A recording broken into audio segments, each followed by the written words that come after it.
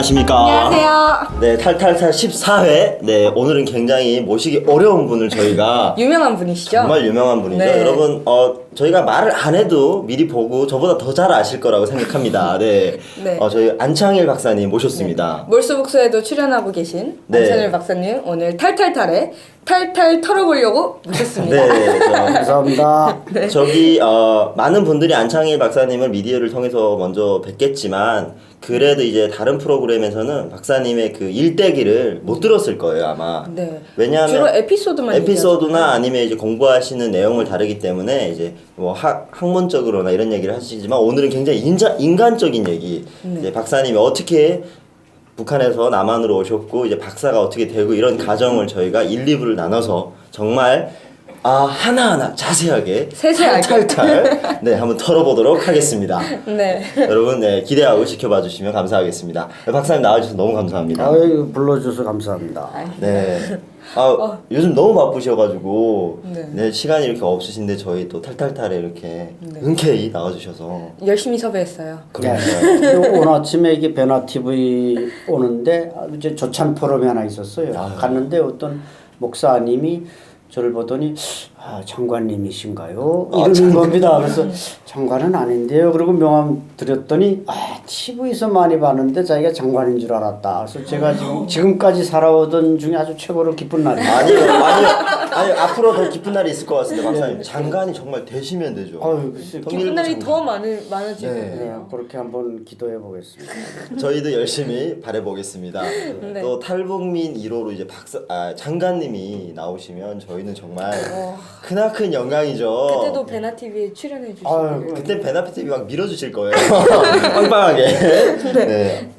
알겠습니다. 네, 그러면은 뭐 우선 한국에 오신 지 오래되셨지만 탈북을 79년도에 하셨잖아요. 예. 저는 그때 아직 태어나지도 않았었어서 네 그때 이야기가 너무 궁금해요. 저도입니다. 네. 저는 이제 그때 이제 북한에 있었지만 태어나진 않았고 이제. 네, 저희 둘 다 아직 태어나기 네. 전이에요. 그래서 이제 굉장히 그때 그런 뭔가 북한의 현 실상이 너무 궁금하고 또 군에 계셨다고 하니까 그런 것들을 저희한테 얘기를 해주시면 많은 분들이 정말 모르던 진실들을 알아가지 않을까라는 생각을 해봅니다. 그렇죠. 그래서 제가 뭐 79년에 왔다 하니까 어떤 분들은 되게 오래됐다. 탈북자로서는 좀 이렇게 올드 뭐 이렇게 좀 낡은 사람으로 보지만 탈북 역사에서는 딱 배꼽 중앙이기 때문에 나는 그 전에 온 사람도 다 알고 있고 내 후에 온 사람도 다 알고 있어요. 그 명단 뭐 전화번호 그래서 제 전화는 하루에 한 20명 이상의 전화번호를 알려줘야 됩니다. 언론 뭐 출판 학교 학술 이런 데서 저한테 탈북자를 다 물어보는데 앞으로 두 분이 진행자들도 저한테 잘 보여야 알려드리지. 잘 안 보인 사람은 전화번호 물어봐도 no comment. 잘 보겠습니다. 저희도 또 열심히 활동을 해야 그런 데서 저희 섭외 전화가 들어오지 않을까. 그래야겠네요. 한 가지 또 이제 어떤 분들은 이제 뭐 언지도 오래됐는데 뭐 북한에 대해서 뭐 아는 게 있겠는가 이렇게 말하는 분도 있는데 우리나라 대학교 북한학과가 많지 않습니까? 네. 그 교수님 치고 북한에 갔다 온 사람은 10명 중 한 사람도 안 됩니다. 근데 난 북한에서 25년 살았고 여기서 한 30년 살았고 그동안 이렇게 쭉 북한으로 밥 먹고 살았습니다. 그러니까 저는 북에 북자만 들어가면 북한산이든 북한강이든 귀가 번쩍 뜨이니까 뭐 뭐든 아마 북에서 온 분들은 다 통자, 통일의 통자, 북에 북자 들어가면 정신이 번쩍 들죠. 그래서 베나 TV도 이게 북한 얘기를 많이 하기 때문에 제가 애정을 가지고 있습니다. 감사합니다. 감사합니다. 뭐 박사님을 많은 분들이 알고 계시고 뭐 그럴 필요는 없겠지만 그래도 간단하게 박사님의 프로필 사진 사진이 없군요. 소개를 네. 잠깐 부탁을 드리고 이제 시작을. 본인 소개를 좀 해주세요. 예, 뭐 나는 이제 79년 7월 27일 그날 또 휴전 기념일이라 그 전날 이제 그 말하자면 TV로 북한이 이제 우리 진행자는 들어봤겠지만 이름 없는 영웅들이라는 걸 이수복 영웅이 나오는 영화죠. 네. 그래서 그냥 그 TV에 전부 군인들이 다 이제 내가 DMZ 근무했으니까 거기에 이제 빠져 있을 때 살짝 총을 들고 넘어왔단 말이죠. 그래서 총을 들고 넘어. 하고 총을 들고 뭐 다 이게 나를 보호할 수 있는 수단을 가지고 내가 군인이니까 넘어왔고 또 한국에 와서는 뭐 공부도 조금 많이 했습니다. 길게 아주 1학년부터 대학교 1학년부터 한 14년 공부해서 아까 소개하신 대로 뭐 1호 박사 이런 타이틀이 하나 있고 그다음에 이제 쭉 지금 뭐 북한 연구 또 공직에도 있었습니다. 국가정보기관에서 또 한 20년 근무했고 그래서 지금도 북한 세계북한연구센터 소장으로서 북한 연구 그러니까 탈북민 학자들을 중심으로 해서 북한의 체제 전환 북한이 이제 언젠가는 붕괴될 것이고 그런 때 우리 탈북민들 또 세계적인 학자들이 어떤 역할을 하느냐 이런 걸 연구하는 일을 지금도 하고 있습니다. 정말 대단하신 일이고 꼭 필요하신 일을 하고 계시는 것 같습니다. 자, 그러면 이제 본격적으로 우리 안창일 박사님의 탈북기 이제부터 들어보도록 하겠습니다. 그 판문점 근처에서 군 생활을 하셨다고 들었는데 네. 이제 고향이 어디여서 이제 그쪽으로 이제 군대를 오신 건지. 난 고향은 이제 평안북도 신의주 그 단동 건너편이죠. 네. 거기서 이제 태어나서 쭉 공부를 하고 대학 1학년에 들어갔다가 원래 그때만 해도 북한에서는 대학에 들어가면 군대를 안 갔습니다. 지금도 그렇습니다. 지금도 근데 지금도 안 가지만 일부는 또 가야 될 거래요. 지금 병역 의무를 아마 김정일이가 지시해서 아마 이렇게 좀 그때처럼 그때는 완벽하게 대학 가면 군대 안 갔지만 지금은 가도 좀 네. 병역을 좀 균등화한다 그러는데 그래서 아버지는 나를 군대 가지 말라고 대학을 보냈는데 나는 군대 가는 게 목표였습니다. 왜냐하면 이게 그 어려서부터 뭔가 영웅사관을 가져가지고 뭐 학자가 된다든지 이런 건 싫어하고 군에 가서 뭔가 목숨을 바치더라도 뭐 영웅이 되겠다 이런 좀 착각에 빠져 있어가지고 군대를 나왔는데 그것도 이제 내일 군대를 나가야 되는데 하루 전에 알려주는 겁니다. 입대 통지를요? 네, 통지를. 그래서 나는 오매불만 군대 떠날 때는 그래도 뭐 여학생들하고 좀 환영도 받고 이러고 싶었는데 갑자기 떠나라니까 기숙사에서 그냥 배낭 하나 쥐고 이부자리니 그 살림살이 기숙사에 다 내던지고 그 이튿날 겨우 차를 잡아 타고 군대를 떠났단 말이죠. 와, 지금 70년대 지금이랑 네. 완전히 다르네요. 그래서 내가 그때 생각하면 그게 너무너무 좀 안타깝고 그렇습니다. 그러면 박사님 제가 궁금한데 북한 체제가 이제 대학교를 가려면 그래도 이제 가정이 좀 예. 그 북한 사회에 좀 출신 이렇게 성분이. 충실 성분이 좋아야 가는데 그러면 박사님 가족은 출신 성분은 뭐 흔한 말로 이제 짱이죠. 왜냐하면 이게 DMZ의 군인으로서 배치를 받았다. 그건 출신 성분이 조종사와 똑같아야 됩니다. 왜냐하면 파일럿이랑 파일럿과 똑같아. 왜냐 이 DMZ에 근무하는 군인들은 소속이 경찰총국에다가 이 사람들은 그 최전방에 있기 때문에 중무장을 하고 있고 마음만 먹으면 언제든 남쪽으로 올 수가 있는 거죠. 그렇죠, 박사님처럼. 네, 나처럼 마음만 먹으니까 내가 성공하면서 왔는데 이건 믿을 만한 놈을 갖다 놔야 되기 때문에 출신 성분을 골라서 갖다 놓다 보니까 그래서 뭐 이렇게 사람은 시원치 않지만 출신 성분은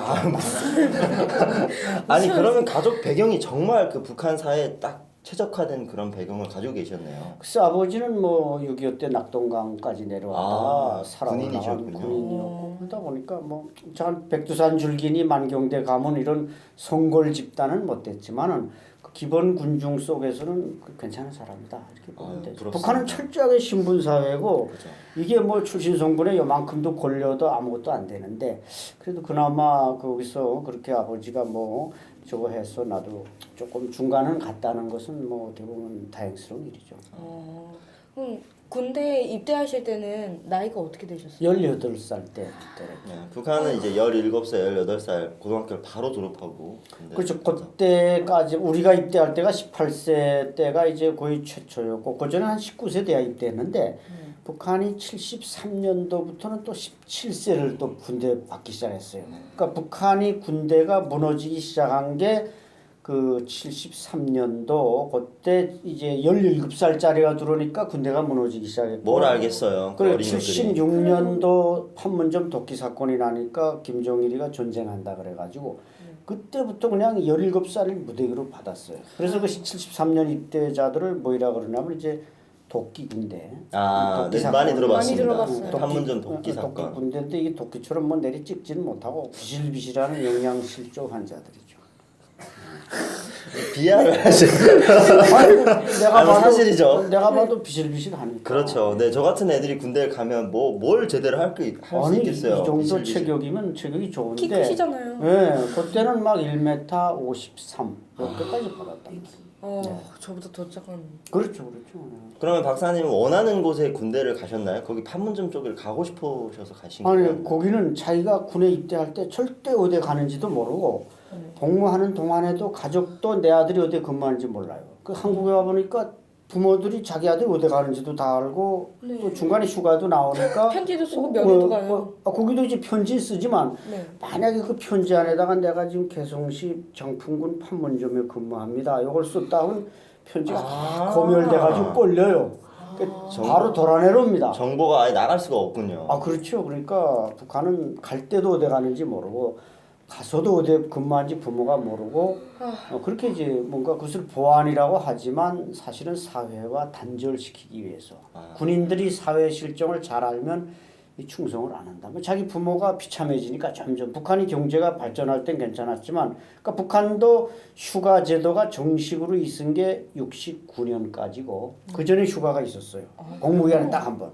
그러니까 휴가 가면 딱 그 군복 입고 와서 뭐 고향의 처녀들도 만나고 즐거웠죠. 힘도 처녀는 안 빠지네요. 네, 근데 좋습니다. 내가 이제 처녀를 한 번도 못 만났기 때문에 그거는 한이 있군요. 한이 있어가지고 그냥 처녀라는 말만 들어도 가슴이 두근데. 네, 박사님 그러면 71년도 18세 나이에 그러면 판문점 근처에 있는 부대에 이제 입대를 하시는데 그 부대 뭐 명칭이나 이런 거 아직도 기억나시나요? 예, 그렇죠. 이제 그 민경대대라고 민사경찰. 우리는 이제 민정경찰이라 그러죠. 헌병이 돼서 우리도 DMZ에 근무하는 GP 근무하는 요원. 그러니까 나도 군에 입대할 때 이렇게 그 좋은 데로 가리라고 생각을 못했어요.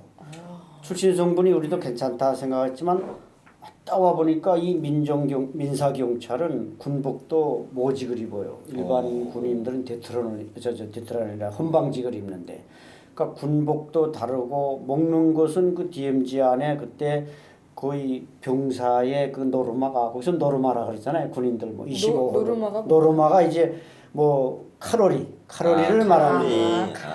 그래서 병사의 노르마가 거기는 보병의 그 연대장급 노르마하고 같아요.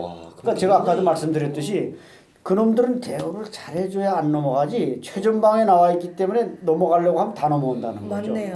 그러니까 북한군이 지금 그래도 최근에 지난 10월에 한 명 넘어왔지만 휴전선으로 못 넘어오는 건 넘어오자 하는 놈이 없어서 못 넘어오는 게 아니라 완벽하게 차단하고 있고 최전방에 바로 우리 민사경찰이 지키고 있으니까 못 넘어오는 거지.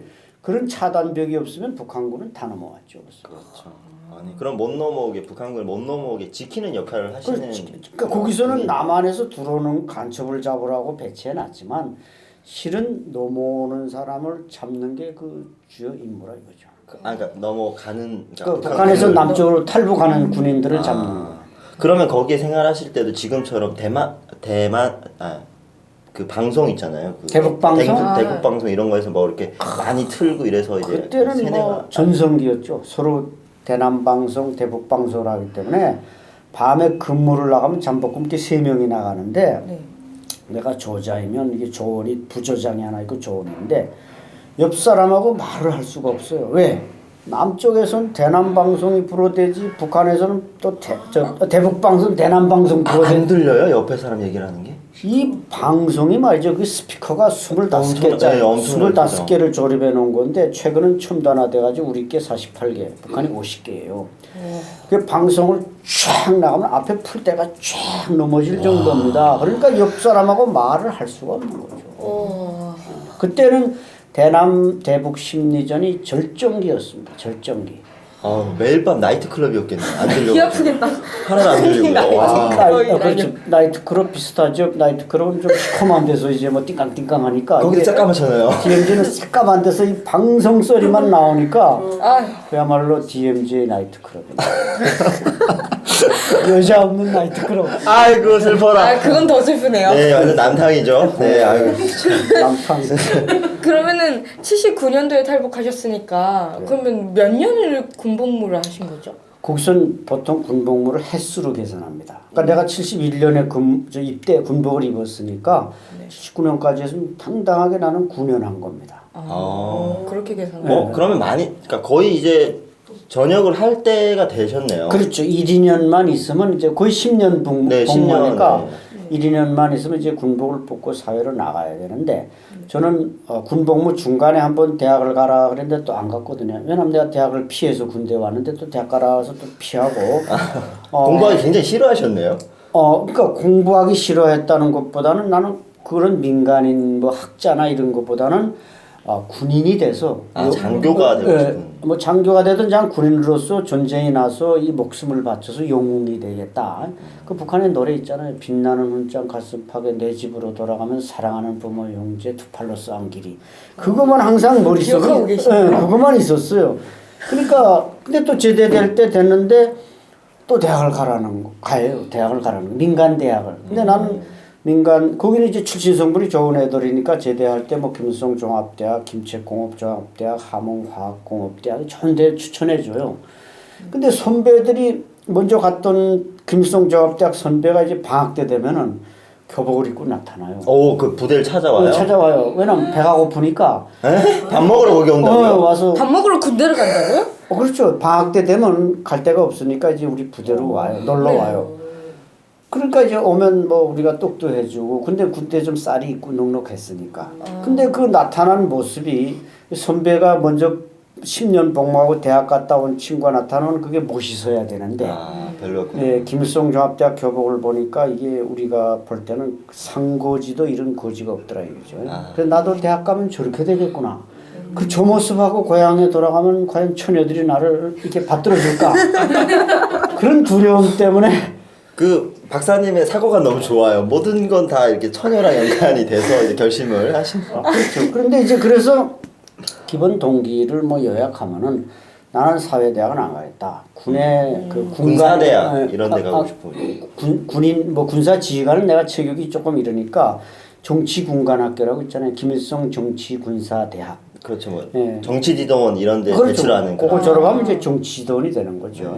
그래서 그걸 가겠다는데 뭐 사단 정치위원도 만나고 그랬는데 자네는 그냥 김일성 종합대학 가. 거기 이제 티오가 다 찾겠죠. 갈 사람들이 아마 군인 될 사람들. 네, 거기 이제 티오가 됐는데 내가 불만인 게 뭐냐면은 그 김일성에게 이제 편지도 그렇게 썼지만 안 가겠다는 놈을 거기 보내는 거예요. 나는 거기 싫다고 안 가겠다는 놈 보내니까 걔는 갔다가 그게 3년째인데 바로 돌아 내려와요.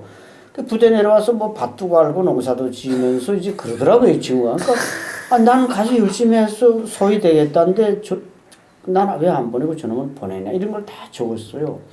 그러니까 이제 그게 내 탈북할 수밖에 없는. 만약에 나를 김일성 정치군관학교에 그 정치부에서 보내줬으면 전 안 왔겠죠. 지금 안 오고 지금 북한에서 김정은 옆에서 이제 굉장히 중요한 직책을 하실 옆에는 못 가지만 장한 그 부대에서 정치 장교로 근무했을 것이다. 그러면 군인을 하고 싶었는데 북한에서 그거를 못하게 이제 잘났기 때문에 이제 그게 탈북 동기가 된 거네요. 기본 동기죠. 그러니까 나의 출세 진로를 거기서 막았다. 그러니까 나는 그게 대한 불만을 표시해야 되는데 북한 사회라는 게 자기가 하고 싶은 말을 하고 살아남을 수가 없잖아요. 그렇죠. 근데 그런 말은 뭐 웬만한 데다 해가지고는 안 들어먹죠. 안 들어먹고 내놈은 시키는 대로 하지 뭔 말이면 이렇게 되니까 김일성한테 딱 해야 이게 뭔가 확 바뀌니까.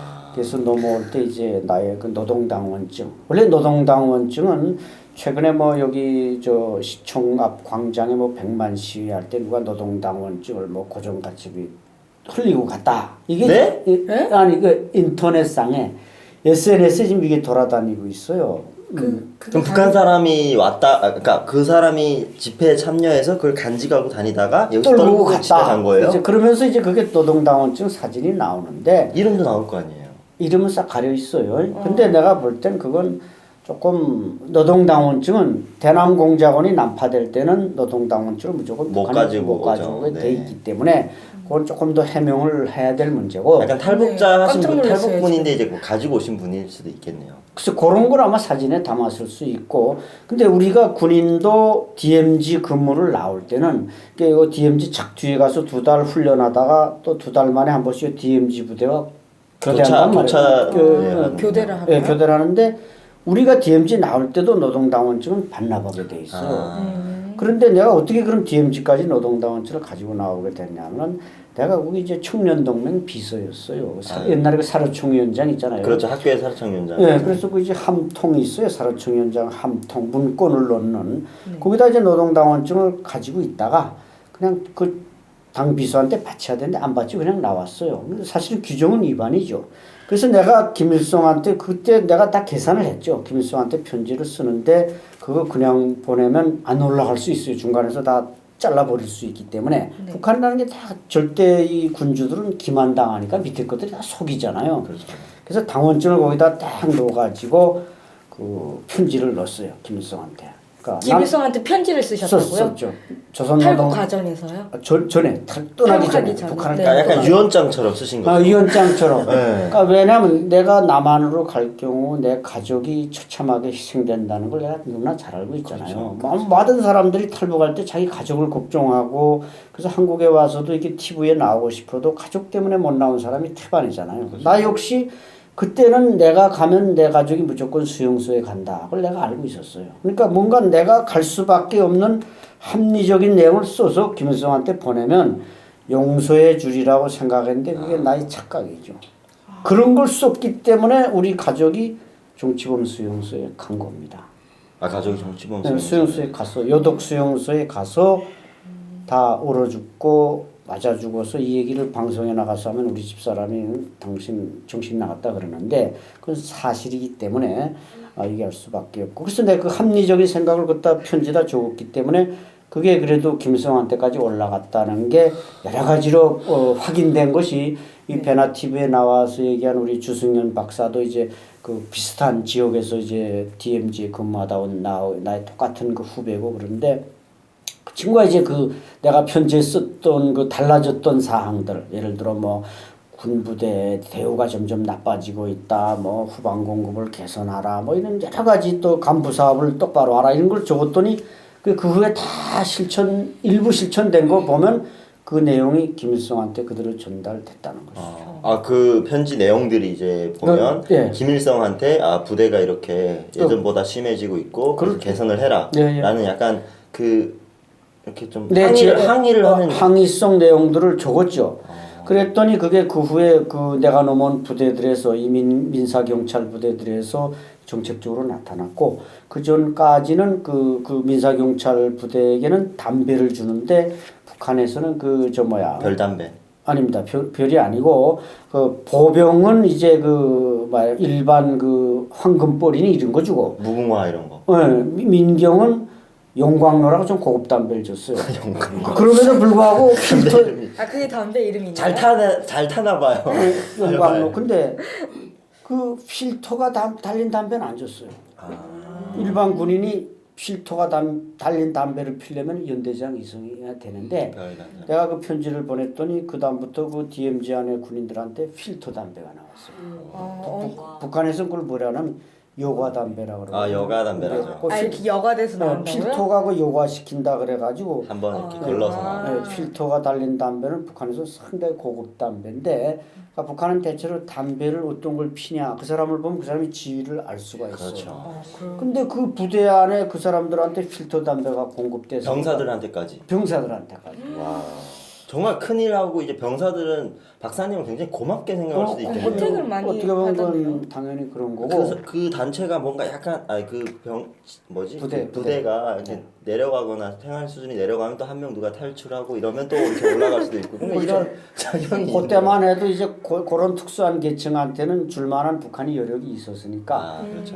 그다음에 또 이제 전기를 또 전부 공급해가지고 이제 장판도 전기 장판 다 깔게 하고 그런 거 했단 말이죠. 근데 내가 한쪽으로는 그 개돌이 이제 만세 부를 일이지만 또 한쪽으로는 북한 사회주의가 그렇기 때문에 허리가 휘게 된 겁니다. 군인은 소모 집단인데 거기다 그걸 했으니까 그래서 나도 북한 사회주의 붕괴에 조금 기여했다. 이런 자부. 박수 한번 근데 계속 궁금한 게 있었는데 편지를 쓰셨다고 했잖아요. 그럼 편지를 뭐 이렇게 누구한테 전달하지는 않았을 것 같은데. 그렇죠. 전달했다간 죽는 거죠. 네, 어떻게 해요? 나 죽을게요. 이거예요. 뭔 소리예요? 그러니까 편지를 뭐 어떻게 하고 오신 거예요? 그래서 그 편지를 내가 그 비반중포고 지피에는 비반중포가 2문 있는데 그 포탄 상자를 딱 책상 삼아 놓고 썼어요. 근데 내가 지금도 자다가 소름이 쫙 끼치는 게 그때 내 뒤에 누가 보이지도니 그 보이지도니라고 그 남한으로 탈출하는 거 잡는 네. 장비예요. 네. 그게 와서 이렇게 보고 너 못 쓰니 그랬으면 어떡할 뻔했냐. 가슴이 막 삽질해요. 아 왔다 갔어요? 아니 안 왔다 갔지. 안 왔다 간 거죠. 왔다 갔으면 만약에 잡혔단 말이에요. 그랬으면- 잡혔단 말이죠. 근데 그걸 써가지고 근데 내가 원래 7월 26일 새벽에 떠났어요. 안개가 뽀얗게 껴가지고 이제 총을 들고 뛰기 시작했어요. 한 20m 뛰니까 바지가리가 다 젖었어요. 7월 달이니까 이슬이 많이 내려. 네. 근데 갑자기 비상 사이렌이 왕강 울리는 거예요. 야, 이건 내가 날 잡으려 그러는가? 내가 도망치는 걸 알았는가? 근데 돌아가자니 겁나고 또 계속 가자니 비상 걸리면 이게 전부 진지에 배치되기 때문에 내가 DMZ를 넘어갈 때 날 쏜단 말이죠.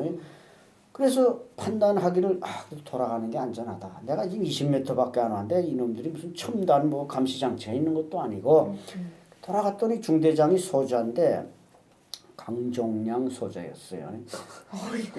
기억력도 좋으시다. 아직도 기억하시고. 그놈이 좀 성격이 약간 못됐지만 뭐 나하고 그렇게 악한 관계는 아니었는데 딱 지휘소의 정점에 딱 올라가니까 나도 거기 올라가야 된단 말이죠.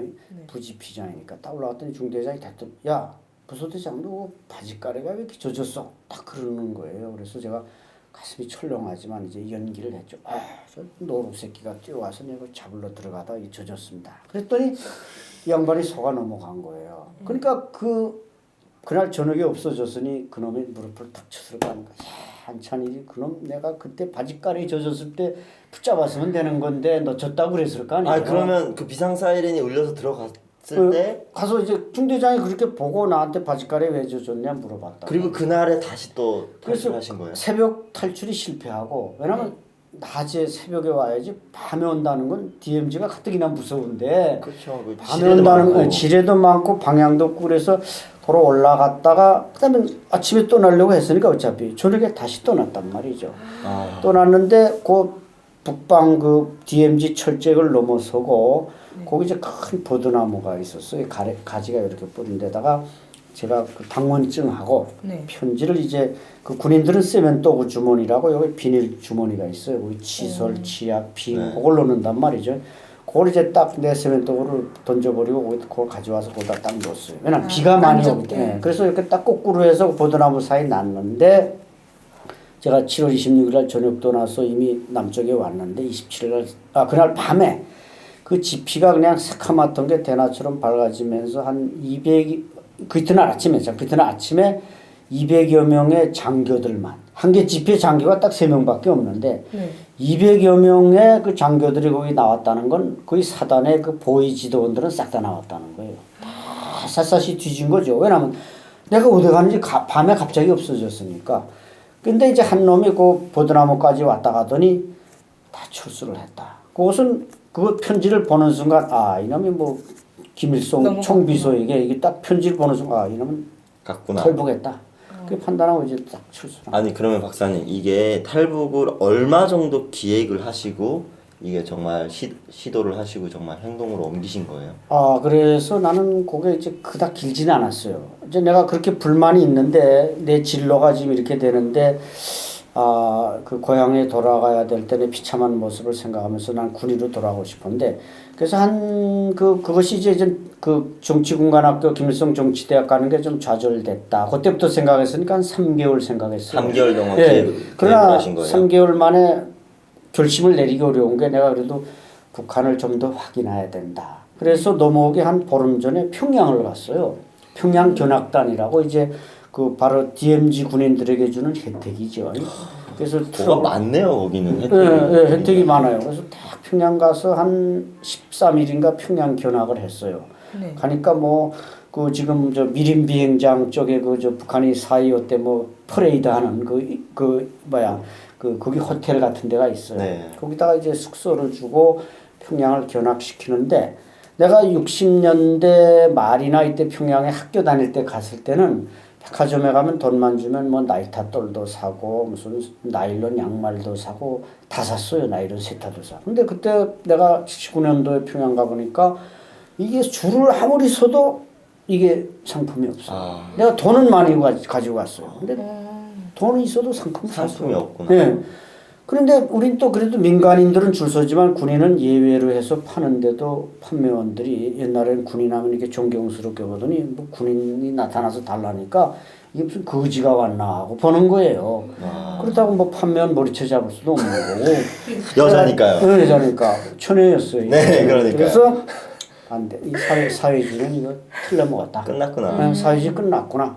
그래서 돌아오자마자 그냥 그 비무장지대에 투입되고 바로 떠났어요. 그러면 대표님 이게 3개월 동안 탈출을 기획을 하시면서 가족에 대한 고민과 가족을 그 군 생활 동안에 9년 동안의 가족을 한 번도 만나보진 못했어요. 한 번 만난 게 내가 군에 입대한 지 2년 반인가 됐는데 그것도 내 탈북의 중요한 동기인데 어머니가 돌아갔다는 거예요. 하루는 지휘관이 딱 부르더니 야 어머니가 돌아갔으니까 또 가. 그럼 군 입대할 때 하루 전에 알려주듯이 이것도 하루 전에 알려주는 거예요. 저녁에 내일 아침에 또 어머니가 돌아갔다니까 빨리 고향으로 가. 아이고. 그래서 갔어요. 한 열차를 타고 그냥 그 콩나물 시루 같은 열차를 타고 고향에 갔더니 어머니가 돌아간 지가 이미 장례식을 치른 지가 13일이 됐어요. 그러니까 왜? 이게 가짜 북한군이 휴가가 없으니까 네. 가짜 정보가 오는 거예요. 그러니까 정보를 보고 그걸 보낸단 말이죠. 근데 하도 안 죽었는데도 죽었다는 정보가 오니까 사단에서는 그걸 또 진짜 죽었는지 확인을 하는 거예요. 확인 작업을 통하다 보니까 시간이 확인 작업 걸리구나. 걸리다 보니까 돌아간 지 13일이 지났어요. 근데 내가 어머니 묘지에 엎드려서 눈물도 제대로 안 나요. 이게 과연 현실인가? 그래가지고 내가 그때 이게 조선노동당이 이게 어머니 당이 맞는가? 어떻게 우리 어머니가 죽었으면 제때 알려줘서 장례라도 치르게 가야지. 그렇죠. 그리고 박사님은 그러면 그 가족의 형제나 자매. 자매나 아버지가 있었고, 네. 그러니까 어머니가 있었고, 내 군 입대할 때 동생이 넷이 있었어요. 그러면 박사님이 맞이. 네네, 맞아드리고. 그러면 맞아들이면 다 이렇게 어머니를 보내드리고 이런 것들을. 글쎄요. 당연히 너무 해야 돼요. 내가 어머니에 대한 그 기대가 컸고, 난 어머니를 기쁘게 해드리려고 열심히 했어요. 그랬는데 어머님이 없어지니까 이게 나에겐 가족이 멀어지게 됐고, 그것도 하나의 이제 탈북 동기 중에 하나라고 봐요. 그때 이미 나의 마음 깊은 곳에서는 북한을 버렸다. 왜냐면 어머니가 그렇게 비참하게 돌아갔는데 그걸 나한테 제때 알려주지도 않아서 어머니 돌아가실 때는 술 한 잔 따를 수 없었던, 그때도 또 내 가는 도중에 그 신의주에 백화점 몇 군데 가서 술 몇 봉 살라 그랬는데 돈은 있는데 술을 살 수가 없는 거예요. 그래서 상품이 없어서 야, 그래서 내가 그 술 한 그 병 사기 위해서 내 악전고투하던 생각하면 남한 사람들은 이게 믿질 않죠. 우린 뭐 포장마차에 가도 술이 박스로 있는데 네, 그 쌓여있죠. 쌓여 있는데 돈은 있는데 술이 없다. 그때 북한 사회주의가 완전 내리막길에 들어서던 시점이라 요즘은 이제 장마당 있으니까 그렇죠. 장마당 있으니까 술은 훨씬 낫죠, 얼마든지 살 수 그거보다. 있었는데 그때는 장마당이라는 건 일체 없었으니까. 그 어머님이 돌아가신 사유는 어떤 사유? 병에 걸려서 돌아가. 병. 투병하시다가. 네, 투병 이제 43살이었어요. 그때 어머니가 43살인데 너무 이른 나이에. 너무 일찍 돌아갔고 나에게는 청천벽력이었고, 그러니까 아마 모르겠어요. 어머니가 그렇게 돌아가지 않았더라면 난 죽어도 남쪽으로 오지 않습니다. 그렇죠. 내가 어떤 고생을 했어도 어머니를 기쁘게 해드리는 게 목표인데 어머니가 안 계시기 때문에 왔지만, 그래서 나는 참 지금도 동생 아버지한테 참 죽을 죄를 지었지만 어머니가 돌아가심으로써 그래도 내가 여기 와서 대한민국에 와서 열심히 또 살 수 있었고 통일을 위해서 노력할 수 있고, 또 내 자식들은 지금 아들이 둘이지만 미국 가서 또 다 공부해서 통일을 위해서 열심히 일하고 있고, 그 어머니 희생, 어머니가 하나의 밑거름이 돼 주시지는 않았는가. 그걸로 이제 위안할 뿐이죠. 위안할 그렇죠. 뿐. 근데 왜냐면 내가 그럼 북한에서 군복을 뽑고 사회 나가서 열심히 일한들 어머니가 행복할 수 있었겠는가. 어머니도 굶어 죽었을지 나도 굶어 죽었을지 몰라요. 나만이라도 살았으니까 내가 다행이 아닌가 그렇게 생각합니다. 어떻게 보면 이제 박사님이 거기에 다 그러니까 어머님, 아버님, 뭐 동생분들 다 남겨두고 오는 거, 그러면 이제 발걸음이 쉽게 안 떨어졌겠지만 그래도 어머님으로 인해서 그렇죠. 네, 뭔가 맞습니다. 쉽게 결심을 하고. 그렇죠. 어머니가 돌아가시지 않았던 아야 결심조차 안 했을 것인데, 그래서 내가 이렇게 넘어온 이후에 또 나의 후배 탈북민들이 많이 왔잖아요. 우리 저 유성우 씨도 그렇고. 근데 내 나이 또래가 바로 그 군복무를 마치고 제대해서 돌아가서 산에 올라가서 어머니 묘지에서 뭐 돈 한 푼 들고 가지 못해서 고생했던 걸 책으로 쓴 탈북민이 있어요. 내가 이름은 공개하지 않겠지만 근데 그 책을 읽으면서 눈물을 바가지로 흘렸어요. 정말 많이 공감을 하셨겠네요. 나와 똑같은 시기에 그 사람은 아마 나처럼 휴전선을 넘어왔다면 좋겠지만 그 사람은 휴전선 아닌 곳에 근무했기 때문에 넘어다가 잡혀 죽었겠죠. 근데 이 사람은 비참하게 고향으로 돌아가서 그야말로 처녀들이 나타나도 얼굴 하나 제대로 들지 못하고 어머니 묘지 앞에서 맨손 들고 가서 이렇게 술 한 병 못 들고 술 한 병 못 들고 와서 하다가 또 거기서 탄광해서 고생하다가 탈북을 해왔어요. 그러니까 우리는 또 그래도 좀 일찍 왔었는데 이분은 그게 오랜 젊음을 거기서 다 희생하고 몸뚱아리만 오다 보니까 내 그런 친구들을 생각하면 또 좀 안타깝단 말이에요. 그렇죠. 가슴 아프게 북한에서 뭐 다 그런 청춘 생활을 바치다가 오신 분들 정말 많죠. 저희 그렇죠. 부모님도 그렇고. 네. 네.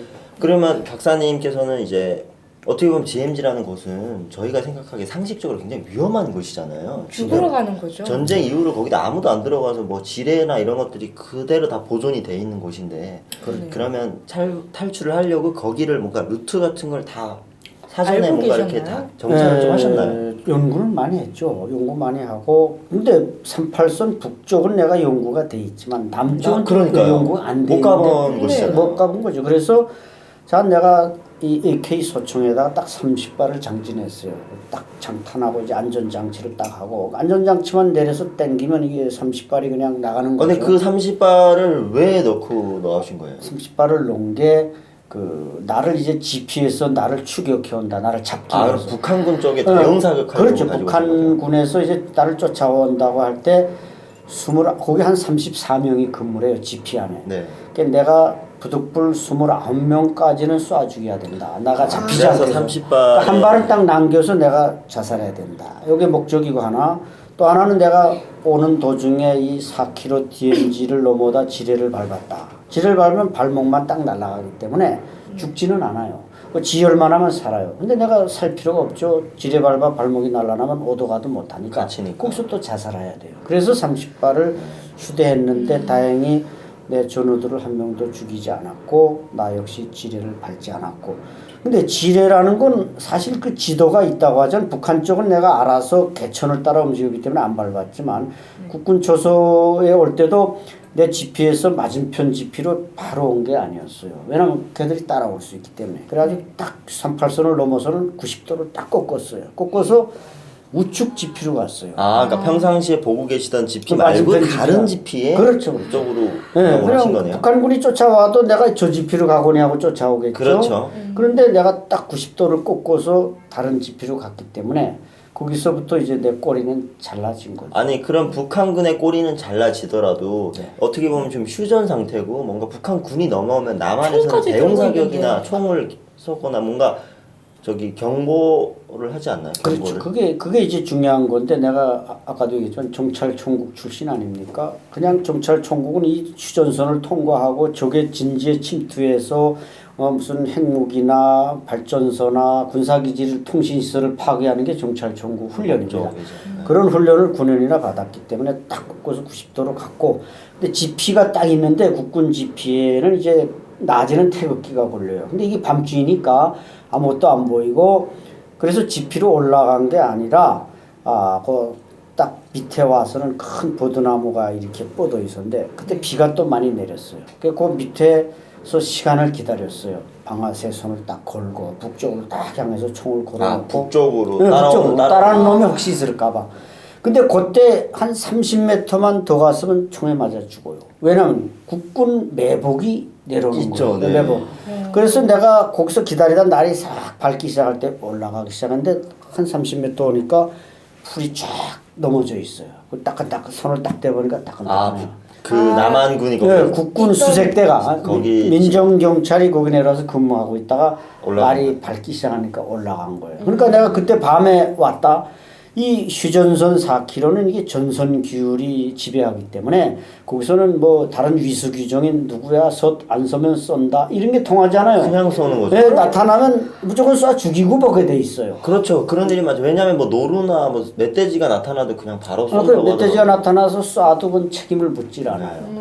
그래서 참 다행이라 생각하고 감사하게 생각하고 올라가서 그다음 집회 올라가서 이제 국군과 만난 겁니다. 아니 그러면 올라가서 나 북한에서 왔어. 북한에서 와시오? 이걸 하신 거예요 그러면? 아니 그렇게 뭐 국군이 코앞에 있는 게 아니라 또 철조망이 있죠. 네. 그래서 이제 총도 있고요. 네, 총도 있고 근데 대체로 오는 사람들이 뭐 권총을 가져온 사람 권총을 쏘고 아까부처럼 가서 총을 쏘는 경우도 있는데 나는 그 우리 부대에 이제 격술 훈련 태권도 있잖아요. 네. 격술 훈련 시킬 때서는 호각을 딱 목에다 걸고 왔어요. 그럼 내가 왜 걸었는지 잘 생각이 안 나지만 호각이 하도 좋아서 애끼느라고 내가 걸었는지 모르겠지만 그게 딱 있는 거예요. 그래서 총을 쏠까 하다가 또 총 쏘면 또 저 북한에 여기 바로 제 근무하는 게 보이니까 그놈들이 내 총소리 나면 쏠 수 있기 때문에 호각을 빽빽 불었더니 버처가 딱 본 거예요. 보더니 이 친구가 한 지금 40-50m 되는데 내가 인민군 복장을 하고 있지만 그게 인민군으로 보이겠어요? 안개도 약간 꼈으니까 이 친구가 다 젖었고 이러니까. 네, 이 친구가 어디서 와서 이러는 거예요. 자기 군인으로 알고. 오해를 한 거구나 본인. 네, 그래서 내가 뭐라고 답변하지? 어디서 와서? 전혀 상상을 안 했던 질문이 나와요. 어디서 와시오? 북에서 와서 그랬죠. 이게 반말했다 또 맞아 죽지 않나 하지만 맞아 북에서 와서 그랬더니 친구가 막 꽥 소리 치니까 뭐 다다다다다 비상이 걸리는 거예요. 그 한참 거기 총 들고 이렇게 기다리신 거예요? 문 앞에서? 근데 군인들이 그냥 쫙 완전 무장하는 몇 명이나? 한 10명이 막 나와. 근데 보니까 이 북한군 비해서 저격들이 좋고 키도 크고 이 무장을 했는데 멋있었어요. 너무 군인들이 멋있는 그 상황에서 멋있음이 보였어요? 보였죠. 왜냐면 본인도 군인이셨잖아요. 나도 군인인데 내가 너무 초라한 거예요. 옷도 다 철딱 젖었지만 딱 오더니 철조망 문을 딱 열더니 바로 열었어요? 그 사람 딱 뭐 열더니 무기 해제를 하세요 뭐 이런 그러니까, 경고도 하나도 안 하고. 무기 해제를 일단 철조망이니까 무기 중간에 뺄 수는 없으니까 문을 열더니 총을 주세요.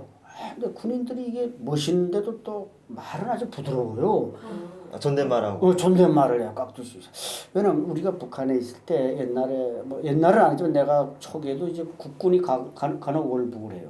국군이 월북을 해요? 그렇죠. 월북하는 경우가 있었어요. 근데 북한은 국군이 월북을 하면은 어떤 경우는 여포를 뒤집어 씌우고 때려요. 활길로 차고 왜? 너 왜 조국과 민족을 반역해 괴뢰군에 근무했어? 이런 식으로. 그러니까 나도 국군에 가면 이게 맞을까 말까 뭐 이 상당히 공포심이 있었어요. 왜냐면 그러면 박사님은 남한으로 오시기 전에 남한에 대한 정보가 하나도 없었겠네요. 그것도? 아니 그러니까 많이 봤으니까 방송도 많이 듣고 헬리콥터도 많이 다니고 자동차도 다니니까 남쪽이 우리보다 좀 잘 사는가 봐. 그런 건 알고 계셨어요? 그런 기대는 있었죠. 유추가 되는. 네, 그래서 나도 그런 국군한테 맞으면 어떡하지 뭐 이런 공포심도 약간 있었는데 진짜 총을 주세요. 그러니까 아주 뭐 너무 좋아서 줬죠. 너무 좋아서요? 아주 그렇게 부드럽게 말하니까 들어가십시다 하면서 또 안내를 하는 거예요. 지피하는. 딱 지피 우리가 늘 그 참 비반충포로 십자선 안에 겨누고 있던 그 지피에 들어갔어요. 이야. 감회가 어땠어요? 그 총구멍으로만 보던 데를 내가 직접 딱 이렇게. 그러니까 군인들이 왔다 갔다 하는데 다 체격이 좋고 장비도 번쩍번쩍해요. 그 북한 지피는 아주 음침하단 말이죠. 이 굴갱도 속에 있어가지고. 근데 군인들이 상당히 좀 밝아 보였고 앉으십시오 하면서 또 담배를 딱 꺼내요. 뽕담배.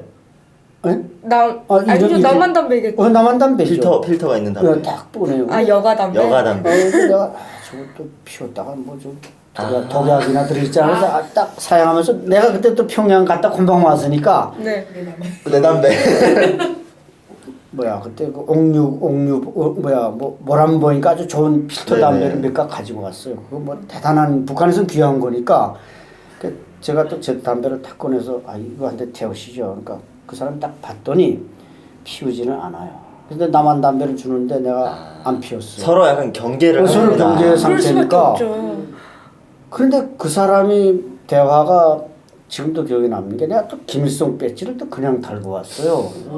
왜 달았는지 나도 모르겠지만. 뗄 그 결의이 없었던 거죠. 근데 그 김일성 배지가 사실은 북한 군인이 월남하다가 우리한테 잡혀서 총살당했는데 그 군인이 달았던 배지예요. 그래서 그 배지는 이제 비행기율이라고 우리 뭐라 그러죠? 이렇게 비치는 거 그걸 이제 앞에 카바를 씌웠어요. 그래서 안 깨지는 거예요. 안 깨지고 훼손이 안 네. 돼요. 그래서 내가 그 친구가 이제 우리한테 잡혀서 올라가서 총살당했는데 그 친구가 잡히니까 우리 군인들이 들어부터 때리니까 김일성 배지가 진탕구덩이 떨어졌어요. 그래서 내가 그걸 걷어서 내 사료청 현장함에 넣어놨는데 그걸 받쳐야 되는데 안 받쳤어요. 근데 올 때 내가 내 배지를 떼놓고 그걸 달았어요. 왜냐면 이 친구는 오다 죽었지만 내가 이거라도 가지고 가야 되겠다. 달았는데 그 중위가 지피장이 아 이분이 누구십니까? 이렇게 물어보는 거예요. 배지 보고. 그래서 전 우리 또 뭐 북한에서 교육받았지만 남조선 인민들이나 뭐 다 김일성 원수님을 존경한다고 그 거짓말. 그렇죠. 거짓말. 그렇게 교육받나요? 그렇게 교육받아. 남한에 있는 사람들도 김일성이 여기를 통치하기를 원한다 이렇게 그래서 이제 교육을 하거든요. 선전하니까 네. 아 이분이 누구십니까? 그래서 정말 남조선 군인들이 김일성을 존경하는 건가? 얼떨떨했어요. 그래서 이분이 김일성 수령님입니다. 이렇게 난 또 이렇게 했죠.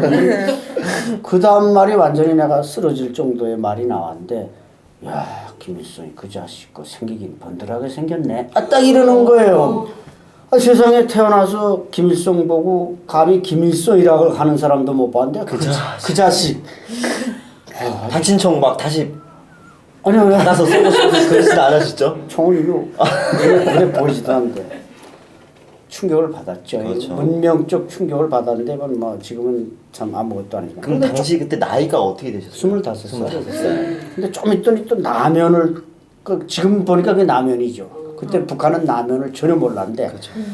꼬불꼬불한 국수를 끓여왔어요. 근데 계란을 익지도 않은 계란을 거기다 딱 하나 넣고 화성성. 화성성은 잘 모르겠어요. 안무이 들어있어요.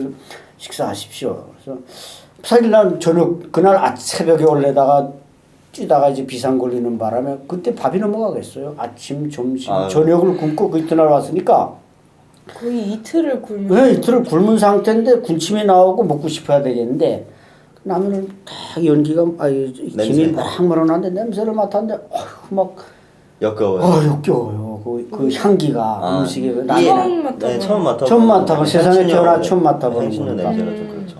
와서 뭐 자꾸 드시라고 이렇게 친절하게 하니까 먹으려고 해서 입에 대봤는데 이 냄새 때문에 먹을 수가 없었어요. 마치 우리 중국의 그 어떤 향신료 그것처럼 못 먹었어요. 좀 있더니 뭐 집차가 들어오고 북한도 이제 월북한 군인이 있으면 사단에서 집차가 내려오는데 최소한 3시간 있다가 나타나요. 근데 여기는 한 3, 4분 되는데 집차가 딱 무전기까지 딱 뻗친 집차가 올라왔어요.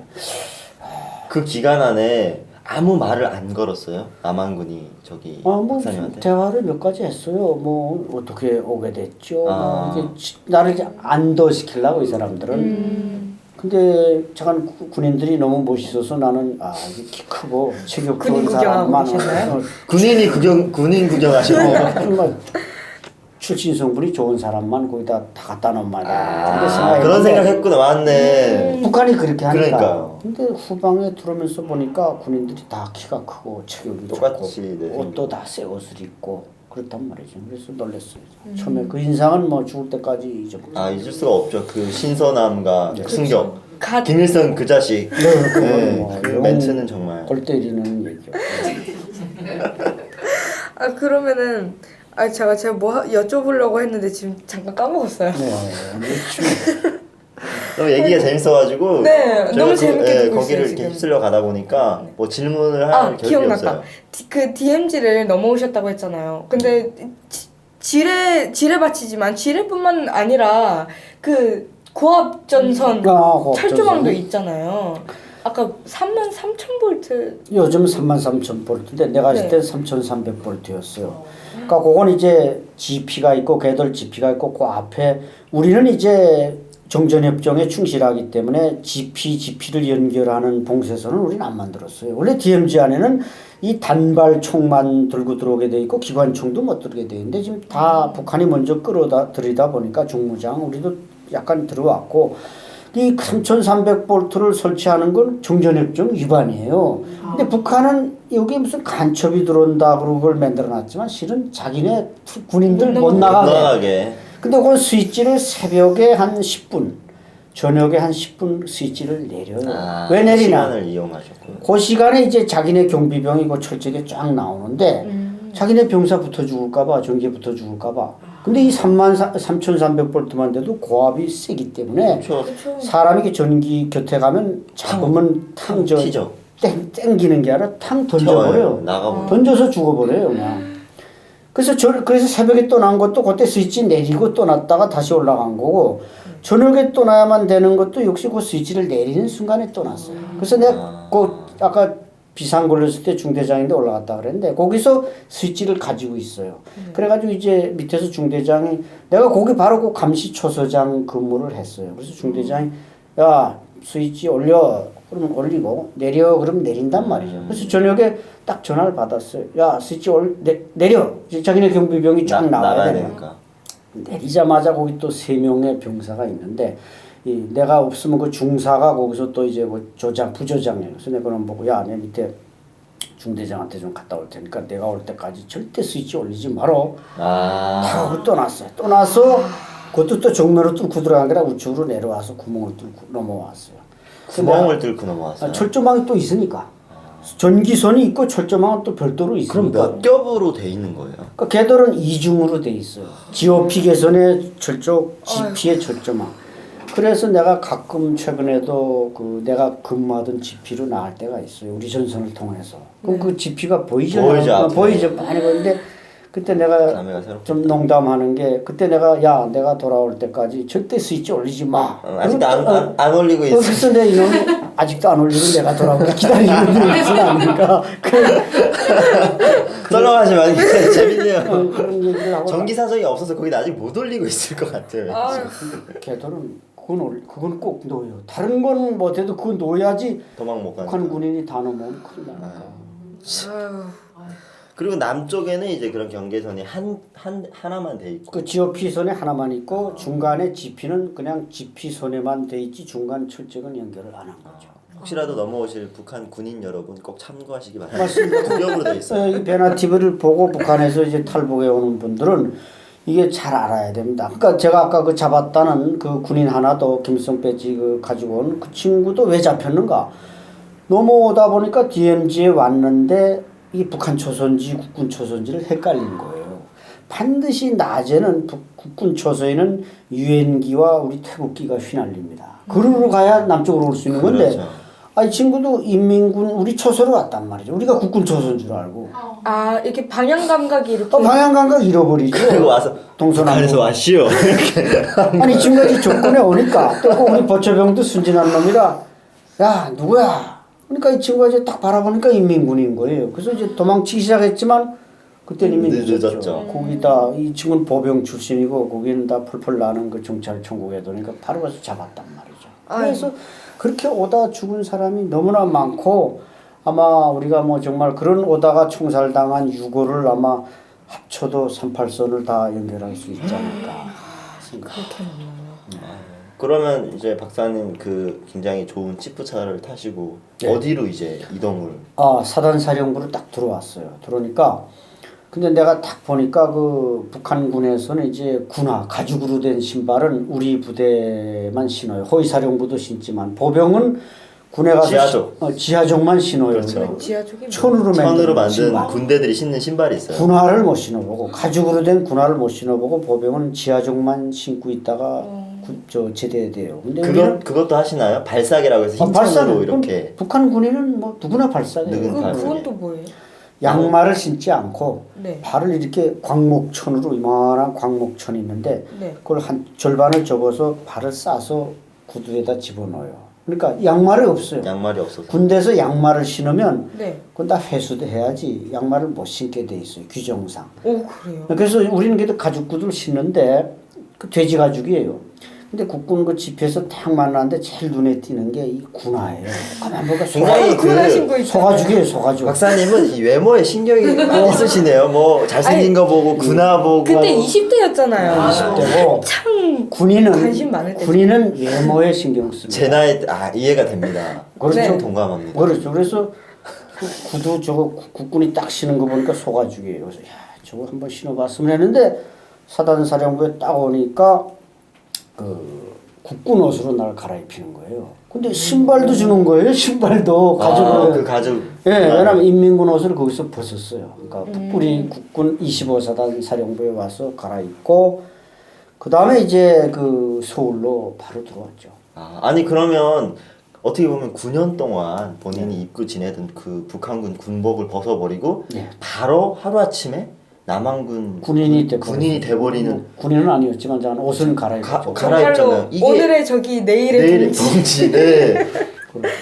정말 이게 느낌이 정말 이상했을 것 같아요. 어떤 기분이셨어요? 그 소가죽 군화를 신고 네, 뭐 발사기를 하셨나요? 발사기는 안 했죠. 양말을 신었구나. 이렇게 아주 쿠션이 강한 그 등산 양말 같은 걸 주는 거예요. 그래서 뭐 북한 군복 벗어 던지는데 너무나 홀가분했어요. 내가 뭐 그걸 아쉽다든가 그러지 않고 그냥 확 집어 던졌어요. 그냥 집어 던지고 과감하게 그 런닝 팬티를 또 주는데 런닝도 그렇게 좋아요. 아주 면으로 된 걸 주는 거예요. 군인들을 쓰는. 예, 북한은 이제 면내의를 입는단 말이죠. 면내의라고 그래서 근데 우리는 이제 런닝을 주긴 줬어요. 우리도 스프링은 그 비무장지대 안에 군인들만 줬는데 뭐 우리 거는 질을 보니까 이게 남쪽하고 비교가 안 되게 아주 한심하고 근데 국군복을 입으니까 상당히 그 탄력도 있고 좋더라고요. 박사님 그러면 그 계시다가 넘어온 지역이 지금 한국에서 사람들한테 혹시 말씀을 뭐 시청자들한테 말씀드리려면 어디 지역? 우리 국군 25사단 지역이니까 연천 쪽에. 지역이죠. 예. 그래서 지금도 그쪽에 가면은 그 풀 냄새, 나무 냄새가 내가 바로 휴전선 너무 하나 차이니까 그렇죠. 어떻게 보면 뭐 에리아로 계산하면 한 게 시군할 때 군단이기 때문에 그 냄새 맡으면 내가 그 9년간 청춘을 보냈던 거기 냄새하고 똑같아요. 다 기억이 나시겠네요. 그래서 제가 지금 이렇게 몸이 뭐 좀 시원치 않지만 왜 자꾸 그러세요?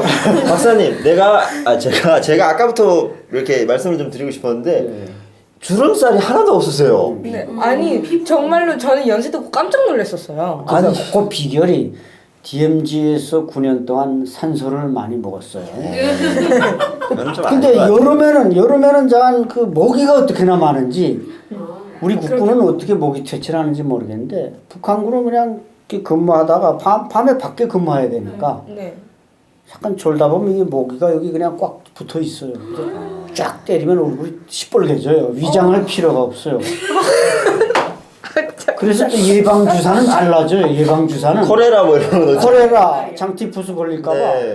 북한이 이제 최고 예방 주사를 갖다 놔주면서 또 자랑 생색을 내요. 야, 이게 너네 이게 연대장 이상만 맞는 예방 주사야 하면서 놔주는데 그래서 그런지 약간 장티푸스니 코레라는 한 번도 안 걸렸어요. 그리고 이제 얼굴 너무 때리셔가지고 피부가 탄력이 마사지가 되잖아. 탄력이 아직까지 유지가 되시는 것 같아요. 지금 주름살이 거의 없고 피부가 너무 좋으세요. 네. 아유. 근데 이제 넘어오셨을 때 그때는 이제 70년대니까 네. 또 지금이랑은 또 많이 다를 것 같아요. 그 이제 제가 방금 듣기로는 뭐 하나원 교육이 없었다고 제가 그 얘기가 너무 궁금한데 근데 그 얘기는 저희가 2부에서 하도록 하겠습니다. 박사님도 이제 1부 동안 굉장히 많은 얘기를 하셨으니까 조금 이게 쉬시고 이제 물 한잔 하시고 다시 저희가 바로 2부로 시청자 여러분 돌아오도록 하겠습니다. 마지막까지 지켜봐 주십시오. 감사합니다. 네 2부로 찾아뵙겠습니다.